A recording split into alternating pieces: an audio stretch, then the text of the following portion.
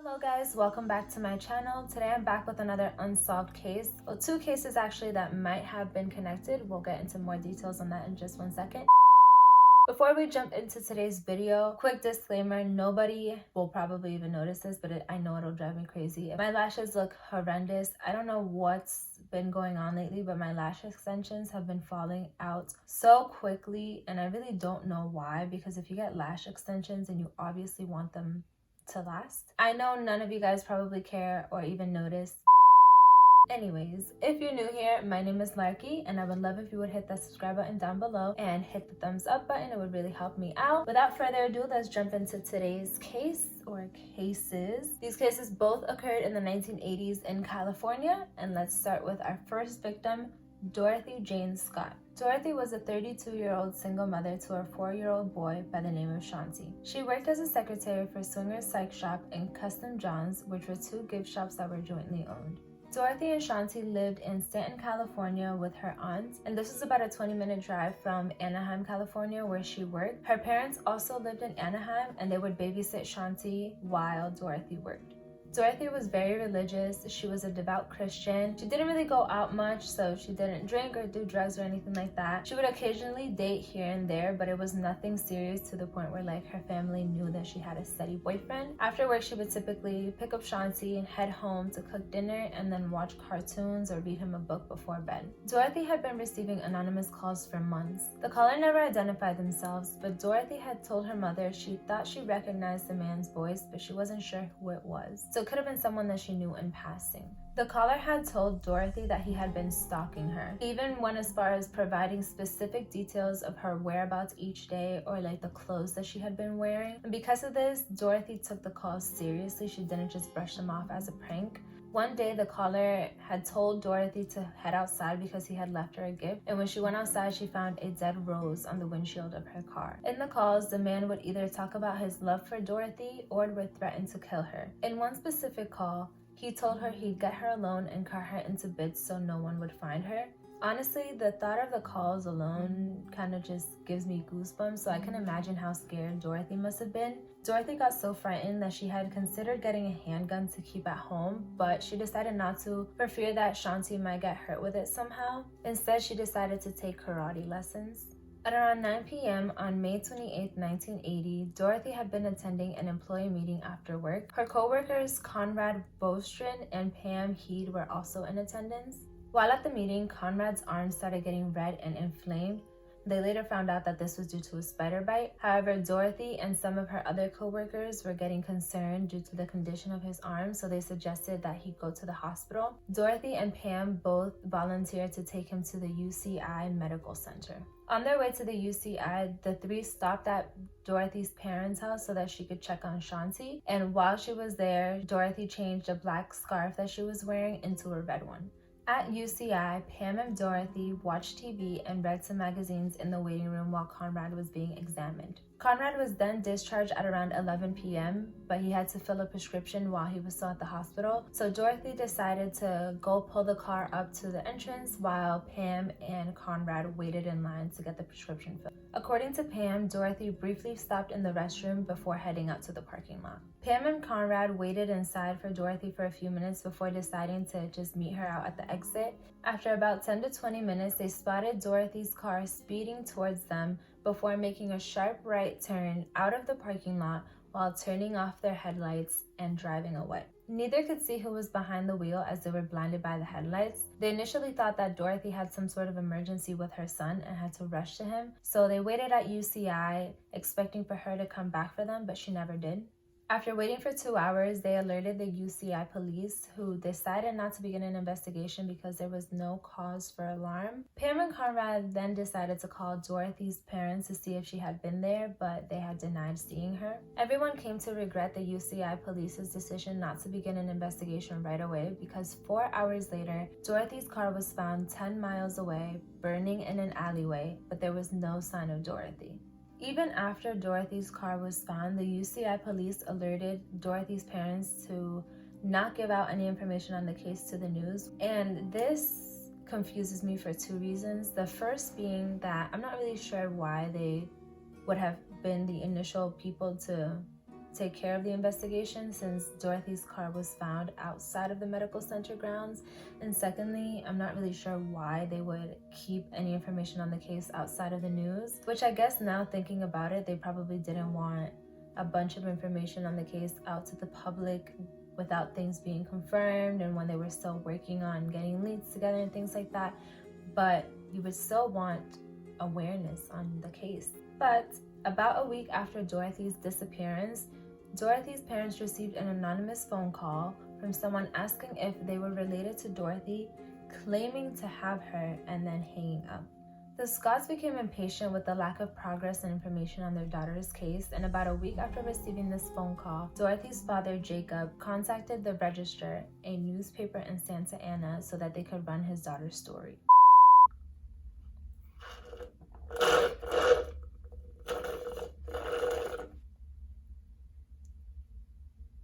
Oh, hey, you guys are back. So, you guys might be seeing this from a different angle, but my phone died while I was filming, and I had no idea until I finished the entire video. So I had to sit here patiently waiting for it to charge so I could finish filming the rest of this video. So take this as a commercial break, but let's jump back into it. On the day that the story was published, Pat Riley, an editor for the Register, received an anonymous phone call from someone claiming to be Dorothy's killer.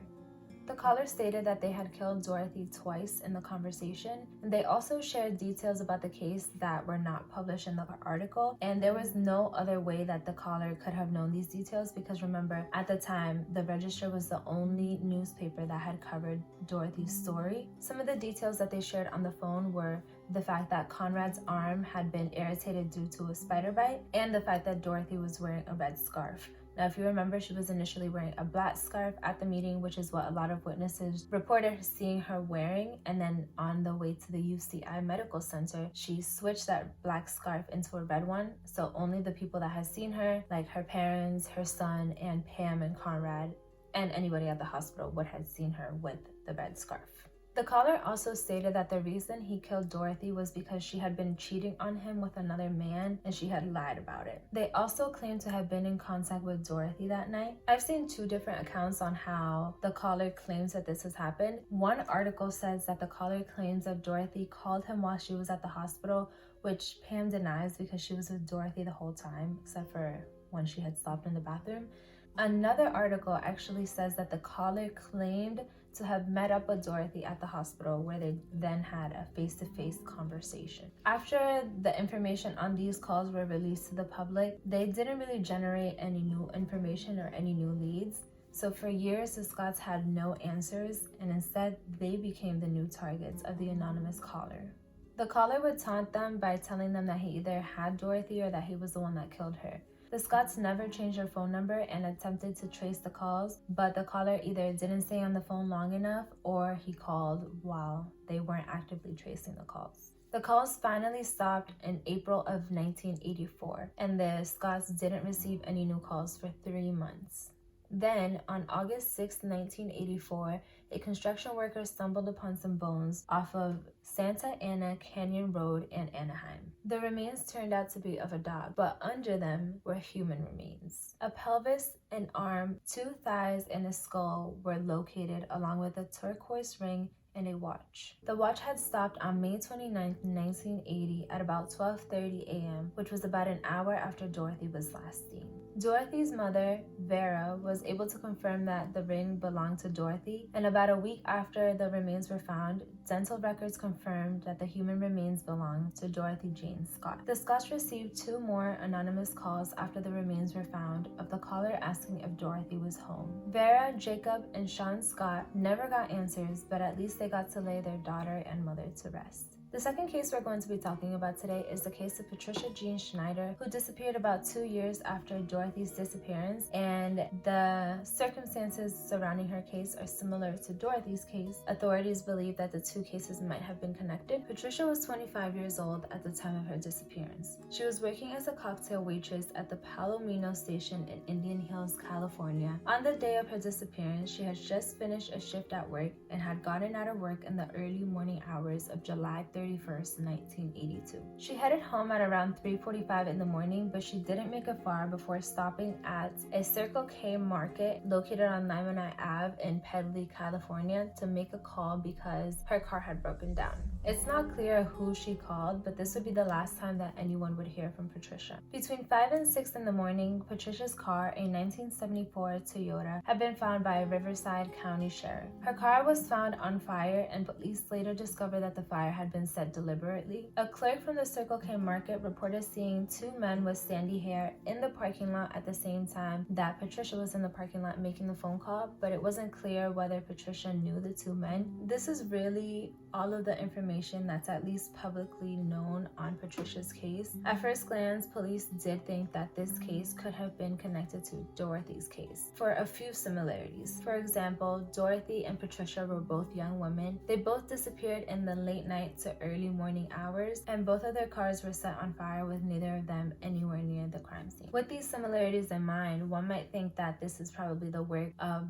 a serial killer or the same person, but I personally don't think that there's enough similarities in the cases. Although the main details of the cases are similar, Dorothy went missing in Anaheim while Patricia went missing in Indian Hills, California, and both of these cities are about 6 hours away from each other, though they did happen 2 years apart. So in the event that this was a serial killer or something like that, they could have traveled within those 2 years. There's also the possibility that there are other cases that we don't know about, and these are just the two cases that are connected. Another thing that stops me from believing that theory is that Dorothy had a stalker, and I really believe that the stalker was responsible for her disappearance and later her death. I'm not gonna say never that it's definitely not the same person, because you never know. You really truly never know, and it's not impossible. We don't know who this stalker was. We don't know that many details about Patricia's case. That's it for me today, guys. Thank you guys so much for watching. As always, please make sure to give this video a thumbs up, comment down below, and subscribe if you haven't already so you never miss an upload. I'll be seeing you guys in my next video.